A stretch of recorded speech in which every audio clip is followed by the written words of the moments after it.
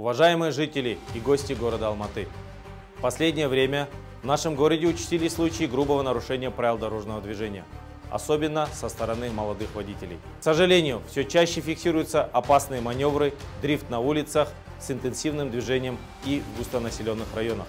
Такие действия не только незаконны, но и создают реальную угрозу для жизни и здоровья других участников дорожного движения. Полиция Алматы обращается ко всем водителям, особенно к молодежи.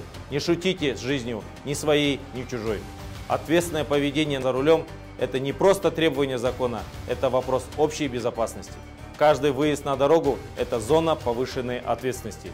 Думайте о близких, о пешеходах и о других водителях. Мы предупреждаем, каждый подобный факт будет незамедлительно пресекаться, а нарушители понесут строгое наказание в рамках закона. Полиция Алматы усиливает контроль за соблюдением правил дорожного движения и будет жестко реагировать на любые проявления дорожного хулиганства. Берегите себя и окружающих. Закон и порядок – основа безопасности жизни.